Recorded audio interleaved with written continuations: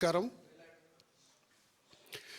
నిన్న కోర్టు తీర్పు హైడ్రా కమిషనర్ రంగనాథ్ గారిని తీసేయాలని చెప్పి వచ్చిన తీర్పు ప్రజలందరూ కూడా పేపర్ల ద్వారా, పత్రికల ద్వారా, మరి టీవీ ఛానల్ ద్వారా తెలిసిన సంగతి. మరి దేశంలో ఇన్ని రాష్ట్రాలు ఉంటాయి, ఇన్ని రాష్ట్రాలలో 2-3 సార్లు తీర్పులు హైకోర్టు ఇటువంటి తీర్పులు, అనూహ్యమైన తీర్పులు ఇచ్చింది.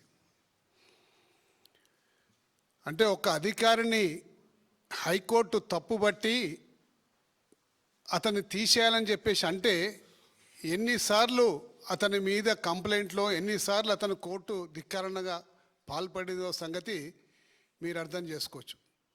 రాష్ట్రంలో ఎంతోమంది పేద ప్రజలుంటే హైడ్రా అనే ఒక పేరు పెట్టి, ఈ హైడ్రా అంతా కూడా భావితరాల వాళ్ళకు ఉపయోగపడుతుంది, భావితరాల వాళ్ళందరూ కూడా బాగుంటే, చెరువులు కుంటలు అన్నీ బాగుంటే రేపు భావితరాలు బాగుంటుందని చెప్పేసి ఒక అందమైన భాష్యం చెప్పి హైడ్రాని తీసుకొచ్చి కేవలం తనకు అనుకూలంగా ఉన్న వారికి ఒక తీరుగా, తనకు వ్యతిరేకంగా ఉన్న వారికి ఒక తీరుగా హైడ్రాను ఉపయోగిస్తున్న సంగతి మీకు అందరూ కూడా తెలిసిన విషయమే. ఇష్టం వచ్చిన వాళ్ళకు ఒక రకంగా, ఇష్టం లేని వాళ్ళకు ఒక రకంగా, బ్లాక్మెయిల్ చేయాలంటే ఇంకో రకంగా. ఎక్కడ కూడా ఇప్పటి వరకు కూడా అనేక సందర్భాల్లో వాళ్ళకి హైడ్రాకు వచ్చిన కంప్లైంట్లలో అది కాంగ్రెస్ ప్రభుత్వానికి ఏమన్నా ఆదాయాన్ని తెచ్చిపెట్టే మార్గం ఉంటే ఒక రకంగా ప్రవర్తిస్తుండ్రు, మరి ఆదాయం లేకుంటే ఇంకొక రకంగా ప్రవర్తిస్తుండ్రు. ఒక్క ఎన్ కన్వెన్షన్ కూల్చినప్పుడు ఈ రాష్ట్ర ప్రజలందరికీ కూడా ఒక రకమైనటువంటి ప్రభుత్వం బాగా చేస్తుందేమో అని చెప్పేసి ఆ రోజు అభిప్రాయం కల్పించింది. కానీ ఎన్ కన్వెన్షన్ కూల్చినాక అది కేవలం ట్రైలర్ మాత్రమే, ఒక సినిమా మాత్రమే అని చెప్పుకుంటూ దాని తర్వాత అనేక మంది పేద ప్రజల ఇళ్ళు కూలగొడుతూ, పెద్దవాళ్ళ భూములు రక్షించుకుంటూ, వాళ్ళ జోలికి వెళ్లకుండా, వాళ్ళని ఏమి అనకుండా కేవలం పేద ప్రజల వాళ్ళ గుడిసెలు మాత్రం కూలగొట్టుకుంటూ, ఏమనంటే హైడ్రా కంప్లైంట్ వచ్చింది, ఇది ప్రభుత్వ ల్యాండు, ఇది చెరువు కబ్జా చేసిన ల్యాండ్ అని చెప్పేసి ఎంతోమందిని నడి రోడ్డు మీద పడేసిన ఘనత ఈ హైడ్రాకు ఉన్నది. మరి పెద్దవాళ్ళ జోలికి ఎందుకు వెళ్తారని చెప్పేసి ఆ రోజు నుంచి ఈ రోజు వరకు ప్రతిపక్షంగా ఉన్న మేమందరం కూడా అడుగుతూనే ఉన్నాం. నిష్పక్షపాతంగా చేయండి. హైడ్రా అంటే నిష్పక్షపాతంగా మీ విధులు నిర్వర్తించండి, అంతేగాని మీ వాళ్ళకు ఒక నీతి, మరి పరాయి వాళ్ళకు ఒక నీతి అని చెప్పేసి చేయకండి అని చెప్పి విజ్ఞప్తి చేస్తున్నా కానీ ఏ రోజు కూడా పట్టించుకోకుండా పెడచెవిన పెట్టి కోర్టు స్టేలు, కోర్టు స్టేటస్కోలు, ఎన్ని ఉత్తర్వులు ఉన్నా కానీ హై హ్యాండెడ్నెస్గా చాలా ప్లేసెస్కు ఇలా కంచె నిర్మించిన ఘనత హైడ్రాది. కొన్ని లక్షల కోట్ల రూపాయల వర్తు సేవ్ చేసినామని చెప్పేసి హైడ్రా రంగనాథ్ గారు చెప్పుకుంటారు.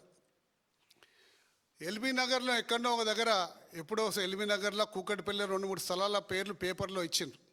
పేపర్లో ఇచ్చి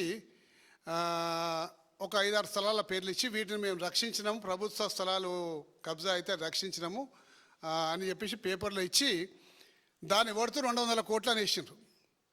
200 కోట్లని వేసిండ్రు దాని వర్తు. తిప్పి కొడితే అన్ని ఆ 4 ప్లాట్ల వర్తు అంతా కలిపితే 5 కోట్ల నుంచి 6 కోట్ల కన్నా మించి ఉండదు. కానీ పేపర్లో 200 కోట్లని వేసిండ్రు. నేను చూసి నవ్వుకున్నా, అరే ఏంద్ర ఆయన ఇట్లా వేస్తుండ్రు, ఇంత 5 కోట్లది వేసి దాదాపు 250 రెట్లు ఎక్కువ చెప్పుకుంటున్నారని చెప్పేసి అనుకున్నా. ఇలా లక్షల కోట్లు సేవ్ చేసిందని చెప్పేసి ఇలా మీరు చెప్తామన్నమాట. వాస్తవం కాదు. కేవలం ప్రజల్ని మభ్యపెట్టడానికి, కేవలం ప్రజలకు తప్పుదోవ పట్టించడానికి ముఖ్యమంత్రి గారికి అనుకూలంగా ఉంటేనేమో ఒక రకంగా, ముఖ్యమంత్రి గారికి అనుకూలంగా లేకుంటే ఒక విధంగా అని కూడా ఈ స్పష్టంగా చెప్పదలుచుకున్నా. ఈరోజు నెక్టర్ గార్డెన్ అని ఒక నెక్టర్ గార్డెన్ దుర్గం చెరువు దగ్గర ఉన్నది. గతంలో నేను హుడా చైర్మన్గా ఉన్నప్పుడు దానికి ఓసీ ఇవ్వమంటే ఓసీ ఇవ్వలేకపోయినాము. అది ఓసీ ఇవ్వనికి వీలు లేదని చెప్పేసి చాలా స్పష్టంగా ఆ రోజు రిజెక్ట్ చేయడం జరిగింది. అక్కడనే వీళ్ళ కుటుంబ సభ్యులు ఉంటారు. దాని మీద ఇప్పటిదాకా హైడ్రా పోలేదు. ఫాతిమా కాలేజ్ విషయంలో మీకు అందరు కూడా స్పష్టంగా తెలుసు, దాని విషయంలో హైడ్రా జోలికి పోలేదు. ఇట్లా ఎన్నో ఉన్నాయి, వాళ్ళ జోలికి హైడ్రా పోదు. ఇవాళ హిమాయత్ సాగర్, ఉస్మాన్ సాగర్, గండిపేట దగ్గర ఉన్న చాలా ఫామ్ హౌస్లన్నీ కూడా ఇలా కాంగ్రెస్ పార్టీకి సంబంధించిన ముఖ్యమైన నాయకుల యొక్క ఫామ్ హౌస్లు ఉన్నాయి. వాటికి జోలికి ఈ రోజు దాకా హైడ్రా పోలేదు. కానీ పేదవాళ్ళు గుడిసెలు కట్టుకొని నివసిస్తుంటుంటే అర్ధరాత్రి వచ్చేసి అమానుషంగా గుడిసెలు కూలగొట్టి వాళ్ళందరినీ కూడా వీధిలో పడేస్తే కూకట్పల్లిలో ఉన్న ఒక బుచ్చమ్మ అని చెప్పేసి హైడ్రా పేరు మీద సూసైడ్ చేసుకున్న సంగతి మీకు అందరూ కూడా తెలిసిన విషయమే. ఇప్పుడు మరి కోర్టు తీర్పిస్తే కేవలం ల్యాండ్ గ్రాబర్సే, భూ కబ్జాదారులే నా మీద ఆరోపణ చేసిండ్రు, కోర్టును తప్పుదోవ పట్టించిందని చెప్పేసి ఈరోజు హైడ్రా కమిషనర్ రంగనాథ్ గారు నిజంగా మాట్లాడడం చాలా శోచనీయం. ఎందుకంటే ఒక బాధ్యతాయుతమైన ఐపీఎస్ పదవిలో వండుకుంటూ కోర్టుకు కేసులు వేస్తే మరి భూ కబ్జాదారులు వేసిందని చెప్పేసి ఇలా చెప్తా ఉన్నారు. మరి కోర్టు తీర్పిచ్చినప్పుడు భూ కబ్జాదారులు అనే సంగతి, మరి ప్రభుత్వం అనే సంగతి కోర్టు నిశితంగా పరిశీలించలేదన్న సంగతి మీరు చెప్తున్న మాటల్లో తోస్తూ ఉంది. కాబట్టి మీ వ్యాఖ్యలు కూడా కోర్టు ధిక్కరణ కేసు కిందకి వస్తాయి. మరి కోర్టు ధిక్కరణ ఇది సుమోటోగా కోర్టు తీసుకొని మరి వారి మీద చర్యలు తీసుకోవాలని కూడా ఈ సందర్భంగా నేను కోర్టు వారికి కూడా విజ్ఞప్తి చేస్తూ ఉన్నాం. అంటే హైడ్రా అనేది హిట్లర్ గారు పెట్టిన పేరు. అది అణచివేతకు లేకపోతే తొక్కేస్తానికి అది ఉద్దేశించిన పేరు కాబట్టి అదంటే నాకు చాలా ఇష్టం అని చెప్పి గతంలో ముఖ్యమంత్రి గారు ఒకసారి చెప్పడం జరిగింది. మరి అణచివేతకు ఆయన ఒక్కడే అధికారి కరెక్ట్ ఉన్నట్టున్నాడు కాబట్టి మళ్ళీ ఆయననే పెడదామని చెప్పేసి అనుకుంటుండేమో. కానీ కోర్టు ఒకసారి నిర్ణయం తీసుకున్నంటే ఇవాళ కూడా ఇద్దరు జడ్జిలు మళ్ళీ అదే రంగనాథ్ గారి మీద ఆగ్రహం వ్యక్తం చూసినాం, ఇవాళ పేపర్లలో వచ్చింది. కాబట్టి మళ్ళీ ఆయన్నే పెట్టిందంటే మరి ఎంతమందిని ఇంకా టార్గెట్ చేసినాం అన్న సంగతి ఇంకా మాకు అర్థమవుతూ ఉంది. అంటే ఇంకా చాలామంది ఈ లిస్టులో ఉన్నారు, వాళ్ళ పని ఇంకా కాలేదు. మరి కేవలం కొంతమంది పని అయినట్టున్నది, మరి ఇంకా చాలామంది పని చేయాలని చెప్పి అనుకుంటున్నావు కాబట్టి ఆయననే కంటిన్యూ చేస్తామని చెప్పేసి మరి ముఖ్యమంత్రి గారు చెప్పడం జరిగింది. మరి ఈ విధంగా వ్యవస్థ ఈ విధంగా ఉంటే సిస్టమ్ని పాడు చేస్తే సిస్టమ్ ఎప్పుడు కూడా నిజంగా చాలా అనేక రకాలుగా ప్రజలు అవస్థపడుతుంది. సిస్టమ్ని పాడు చేయకుండా సిస్టంలో ఉన్న లోపాలని మీరు వెతికి పట్టి వాటిని అణిచివేస్తే వాటిని కంట్రోల్ చేస్తే బాగుంటుంది. అంతేగాని అడ్డగోలు అధికారాలు ఇచ్చి మేము ఎవరినైనా కూలగొడతాం, ఎవరినైనా ఏదైనా చేస్తామనే సంగతి మరి ఈ విధంగా అనుకుంటే ఇవాళ హైదరాబాద్లో ఉన్న రియల్ ఎస్టేట్ రంగం కుదేలైతం కారణం కూడా హైడ్రా ఒక కారణం. ఎందుకంటే ఎవరు ఎక్కడ కొనాలన్నా కానీ ఇది బఫర్ జోన్లకు వస్తుందా, లేకపోతే ఇది ఎఫ్టీఎల్లకు వస్తుందా, లేకపోతే ఇక్కడ ఇంతకుముందుకు భవిష్యత్తులో కుంట ఉండైనా చెరువు ఉండైనా ఏమున్నదో సంగతి ఎవరికి తెలియదు పబ్లిక్. మరి పర్మిషన్లు ఏమో జిహెచ్ఎంసీ ఇచ్చేస్తుంది.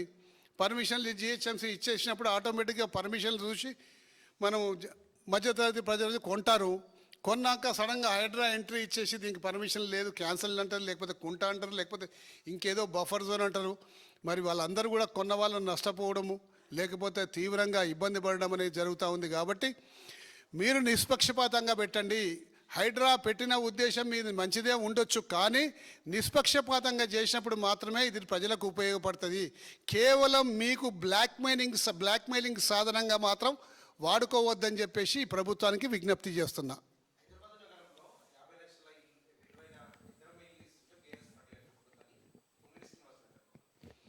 50 లక్షల ఇండ్లు ఇస్తున్నప్పుడు బీఆర్ఎస్ ఇంకా ఒక ఇల్లు కూడా మొదలు పెట్టలేదు. ఇంకా 50 లక్షల ఇండ్లు ఎప్పుడు ఇవ్వాలి? వాళ్ళకున్న 2 సంవత్సరాల టైం ఉంది. 50 లక్షల కాస్ట్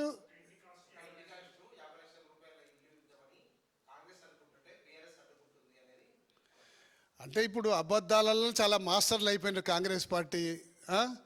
పరిపాలన ఎట్లున్నా లేనా అబద్ధాలు మాత్రం గట్టిగా మాట్లాడితే అదే ప్రజలు నిజమని నమ్ముతారని చెప్పేసి కాంగ్రెస్ పార్టీ అనుకుంటుంది. కాబట్టి ముఖ్యమంత్రి గారి అబద్ధాలతో పాటు మంత్రివర్గ సహచరులు కూడా అంతకన్నా రెట్టింపు అబద్ధాలు ఆడుతున్నారు. 50 లక్షల ఇల్లు వాళ్ళు ఇద్దామంటే బీఆర్ఎస్ పార్టీ అద్దుకుంటుందంటే అంతకన్నా ఇక చిల్లర మాటలు ఏవి ఉండవు. కాబట్టి ఇటువంటి చిల్లర మాటలు మానుకొని పరిపాలన మీద దృష్టి కేంద్రీకరించండి. పరిపాలన ఏ విధంగా చేస్తారో సంగతి ఆ విధంగా చేసి ప్రజలకు మంచి చేయండి. ప్రజలకు మంచిది చేసేది పోయి నిత్యం కేసీఆర్ కుటుంబాన్ని జపిస్తూ ఉన్నారు. కేసీఆర్ కుటుంబాన్ని ఏ విధంగా డిఫేమ్ చేయాలి, కేసీఆర్ కుటుంబాన్ని ఏ విధంగా లోపడదోయాలనే ఆలోచనే మిమ్మల్ని నిద్ర పట్టనిస్తలేదు. మీకే నిద్ర పడతలేదు, ప్రశాంతంగా లేరు మీరు. కాబట్టి ఫస్ట్ ప్రశాంతతగా ఉండండి, దాంతో పరిపాలన మీద దృష్టి కేంద్రీకరించమని చెప్పి కోరుతున్నా. ఓకేనా?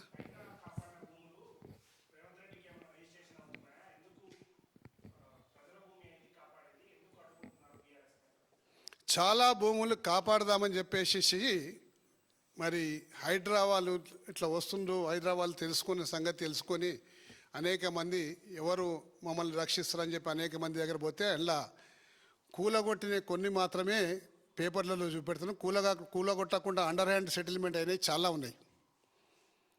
అవి మీ దృష్టికి రాలేదు.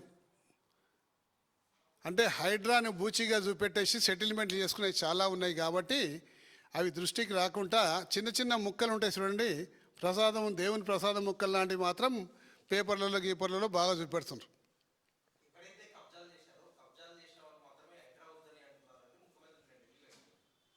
హైడ్రా వద్దని మేము ఎన్నడూ కూడా అనలేదు. హైడ్రా పెట్టిన ఉద్దేశం బాగానే ఉండొచ్చు, కానీ పక్షపాతంగా దాన్ని వ్యవహరిస్తుండ్రు, దాన్ని వాడుకుంటుండ్రు, వెంజెన్స్ఫుల్గా వాడుకుంటున్నారు. కాబట్టి ఆ విషయాన్ని మాత్రం మేము వ్యతిరేకిస్తున్నాం. ఇవాళ చాలామంది నేను చెప్పిన ఉదాహరణలు రెండు చెప్పాకండి. ఇవాళ నెక్టర్ గార్డెన్ ఉంది దుర్గం చెరువులో.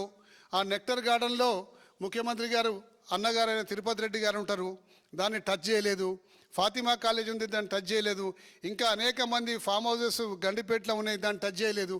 ఇవన్నీ టచ్ చేయకుండా వేరే వాటిని టచ్ చేసి కూల్ చేసి మేము చాలా గొప్ప పని చేస్తున్నామంటే ప్రజలు ఏ విధంగా మేము మెచ్చుకుంటారండి మిమ్మల్ని? నిష్పక్షపాతంగా ఉన్నప్పుడు ఏ రోజైతే కన్వెన్షన్ గులగొట్టినరో ఆ రోజు అనుకున్నారు వీళ్ళు హైడ్రా అనేది ఎవరిని వదిలిపెట్టదు, అందరి పడతారని చెప్పేసి అనుకున్నారు. కానీ చాలామందిని అలా వదిలిపెట్టి పేద ప్రజల మీద పడ్డ దాన్ని వ్యతిరేకిస్తున్నాం.